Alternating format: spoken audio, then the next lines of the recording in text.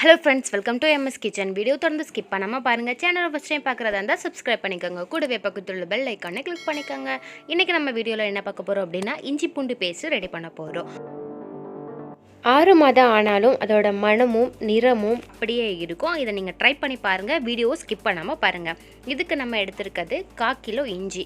அதை இந்த மாதிரி நல்லா க்ளீன் பண்ணிவிட்டு எடுத்துக்கோங்க. தோல்லாம் நீக்கிட்டு க்ளீன் பண்ணிவிட்டு இந்த மாதிரி குட்டி குட்டி பீஸாக கட் பண்ணிவிட்டு நான் மிக்ஸி ஜாரில் ஆட் பண்ணியிருக்கேன்.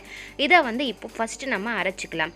ஃபஸ்ட்டு இஞ்சியை சேர்த்துட்டு நம்ம லைட்டாக அரைச்சிக்கணுங்க. அதுக்கப்புறம் தான் நம்ம அடுத்தடுத்து இது கூட ஆட் பண்ணணும். வீடியோ ஸ்கிப் பண்ணாமல் பாருங்கள். இப்போ இஞ்சி ஆட் பண்ணி நல்லா நம்ம இந்த மாதிரி அரைச்சிட்டோம். அரைச்சதுக்கப்புறம் இது கூட பச்சை மிளகாய் ஆட் பண்ணிக்கலாம். ஒரு 5 பச்சை மிளகாய் கிட்ட ஆட் பண்ணிக்கோங்க.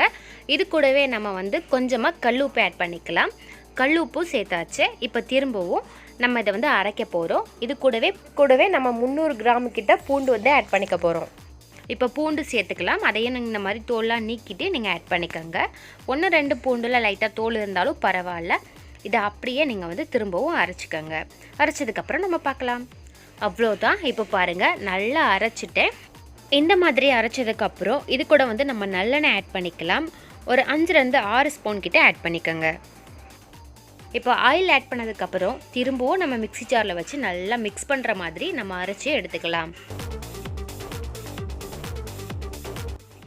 அவ்வளோதான். இப்போ இந்த மாதிரி நல்லா அரைச்சிக்கோங்க. அது நல்லா மிக்ஸ் ஆகும். அதனால் நான் மிக்ஸி ஜார்லேயே வச்சுட்டு நல்லா அரைச்சிட்டேன்.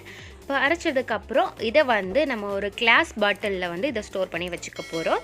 இதை கைப்படாமல் எடுத்துக்கணும். இதில் நான் தண்ணியே ஆட் பண்ணலை. நீங்கள் வீடியோ ஸ்கிப் பண்ணாமல் பார்த்துருந்தா தான் நான் என்னென்ன ஆட் பண்ணியிருந்தேன்னு உங்களுக்கு தெரிஞ்சிருக்கும். நான் இதில் தண்ணியே ஆட் பண்ணலைங்க. பாருங்கள், இப்போ சூப்பராக ரெடி ஆயிருச்சு. இதை நம்ம இப்போ ஒரு கண்ணாடி பாட்டிலில் வச்சு இதை ஸ்டோர் பண்ணிக்கலாம். நான் இப்போ ஒரு கிளாஸ் பாட்டிலுக்கு மாற்றிக்கிறேன். இதே மாதிரி ஒரு கண்ணாடி பாட்டிலில் நீங்களும் ஆட் பண்ணிவிட்டு ஃப்ரிட்ஜில் ஸ்டோர் பண்ணி வச்சுக்கோங்க. 6 மாதம் ஆனாலும் கெட்டே போகாது. ஓகே ஃப்ரெண்ட்ஸ், இந்த வீடியோ பிடிச்சிருந்துச்சுன்னா லைக் பண்ணுங்கள். சேனலை ஃபஸ்ட் டைம் பார்க்குறதா இருந்தால் மறக்காமல் சப்ஸ்கிரைப் பண்ணிக்கோங்க. ஓகே ஃப்ரெண்ட்ஸ், பாய்.